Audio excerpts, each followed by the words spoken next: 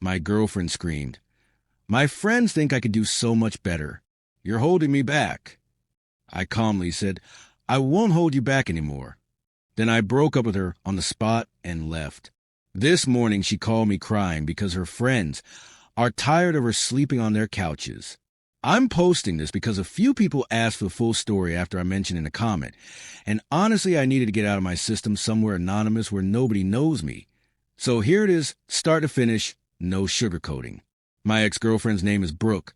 She's 26, I'm 29, and for almost 2 years I genuinely thought we were building something normal and solid, not flashy, not Instagram perfect, but real.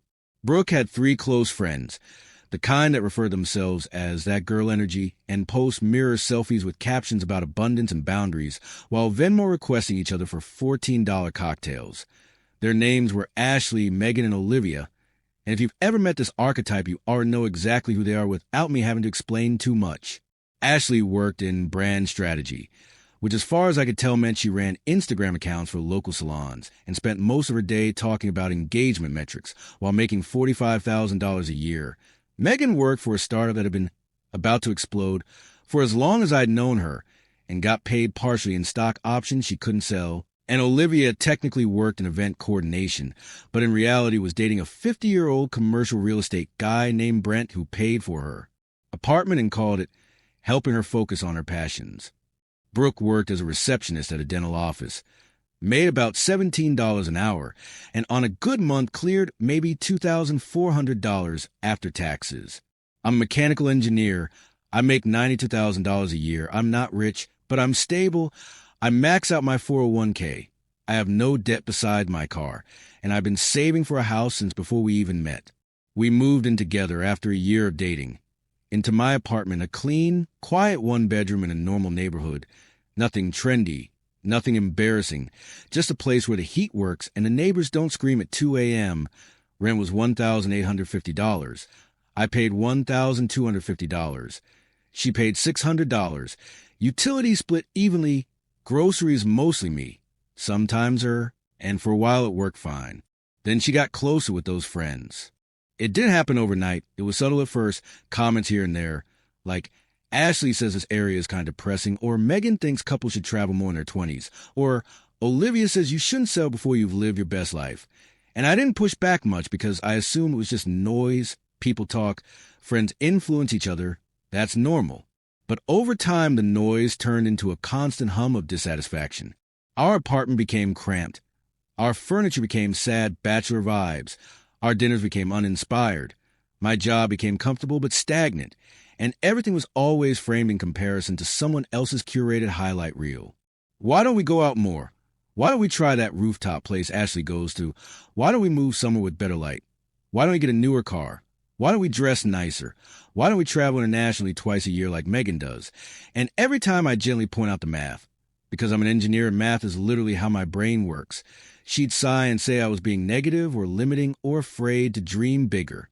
The money conversations were the worst. She wanted experiences. I wanted a future. She'd show me menus where entrees were $60 and say things like, it's just money. You can make more. And I'd say yes, but I don't want to spend it all now. And she'd roll her eyes like I just admitted I was scared of success. The irony was that she wasn't spending her own money on any of this fantasy. She was spending mine, or at least expecting me to. I didn't mind paying more because I earned more. That part was never the issue. The issue was the entitlement layered over disrespect, the idea that stability was a character flaw and not a foundation. The breaking point came on a Tuesday night, unremarkable in every way except for how quickly everything unraveled. I made dinner, roasted chicken, rice, vegetables, nothing fancy but good. We were sitting at the table, and she was on her phone the entire time, smiling at the screen, barely responding to me, and I finally said, not even angrily, hey, can we eat without our phones for once? And she snapped back with, I'm talking to Ashley. She gets me? And that alone hurt more than I expected. Then she put the phone down dramatically and said the line that ended us, the one that's been replaying in my head ever since. My friends think I could do so much better than this, than you, and honestly I think they're right. You're holding me back. It was said casually, like she was stating the weather, and something in me just shut off. No anger, no yelling, just a strange, clean clarity. I asked her what exactly she thought was holding her back, and she gestured around the apartment, the life, me, and said she wanted more money, more excitement, more ambition, more everything. I asked her what ambition meant to her, and she said it meant not being okay with mediocrity, not settling, not being content with enough. I told her I wasn't mediocre, I was methodical, and that there was a difference. She laughed, actually laughed, and said Ashley's boyfriend just bought her a designer bag, and Megan's partner took her to Paris, and Olivia never has to worry about rent. And I realized she wasn't talking about ambition at all. She was talking about access. So I stood up, took a breath, and said the calmest words I've ever said in my life. I won't hold you back anymore. And when she looked confused, I followed it up with, we're done. I'm breaking up with you. You need to move out. She thought I was bluffing. She told me I was being dramatic. She said couples fight. I told her she wasn't on the lease, that I was giving her 30 days, and that she should go find a better life her friends were so confident she deserved. I grabbed my keys and left before she could start crying because I knew if she did, I might hesitate, and I didn't want to. I slept on my buddy Mark's couch that night, told him a condensed version, and he just nodded and said, yeah, that tracks, which somehow made me feel both validated and stupid for not seeing it sooner. When I went home the next morning, Brooke was gone, most of her stuff still there, but she wasn't, and for the first time in months my apartment felt quiet in a good way. Days passed. No messages. I boxed up her things neatly because I'm not a monster, and because I wanted this to be clean. A week later I got a text from an unknown number. It was Ashley telling me I was heartless and selfish and that Brooke had nowhere to go, and I replied politely that she had 30 days to get her things and that I was following the law, which shut that down fast. When Brooke finally came to pick up her stuff, she brought all 3 friends with her, like backup dancers in outrage, all perfectly styled, all radiating judgment, and they tried to shame me into taking her back, saying she didn't mean it, saying I should fight for her, saying real men don't give up so easily. And I remember thinking how ironic it was that the same people who told her to leave were now angry that I let her. I told them calmly that I wasn't interested in being someone's obstacle or safety net, that Brooke wanted more, and I was giving her the freedom to pursue it. And the looks on their faces were priceless, like they couldn't compute a man who didn't beg. Brooke cried quietly while packing, wouldn't look at me, and when they left I felt sad, but also lighter, like I'd finally put down something heavy I didn't realize I was carrying. The weeks that followed were strangely peaceful. I went to work. I cooked for myself. I rearranged the living room back to how I liked it. I started sleeping better.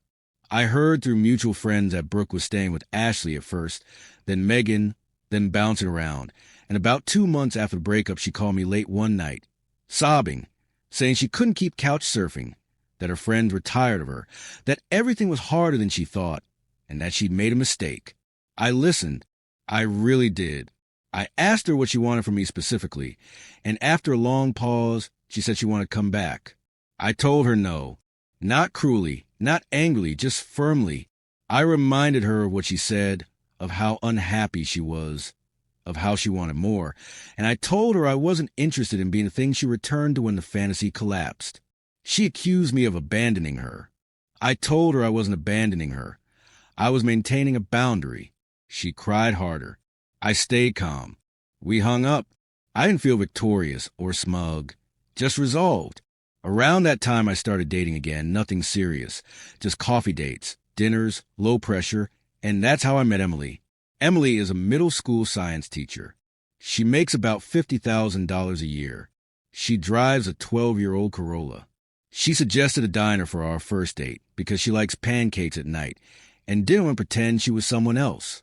We split the bill without it being a statement. We talked about our jobs without comparing them to anyone else. It felt easy. Months later, I ran into Brooke at a grocery store. She looked tired, thinner, older somehow. We exchanged polite hellos. She told me she'd gotten a small apartment with a roommate in a less trendy area. I told her I was glad she landed on her feet. She asked if I was happy. I said yes and meant it. As I walked away, I realized something important, something I wish I'd understood earlier, which is that when someone tells you you're holding them back, what they're often really saying is that they don't want to take responsibility for their own dissatisfaction, and it's easy to blame a person and confront the gap between expectations and reality. Brooke didn't need a richer boyfriend or a flashier lifestyle. She needed to learn how to build a life instead of renting one through other people. And that lesson wasn't something I could teach her by staying. Letting go was the most respectful thing I could do for both of us. I'm still building my career, still saving for a house, still buying furniture that prioritizes function over aesthetics, still cooking at home most nights. And now I'm doing it with someone who sees that as a feature, not a flaw. Life didn't get louder or shinier after the breakup. It got quieter and steadier. And it turns out that's exactly what I wanted all along.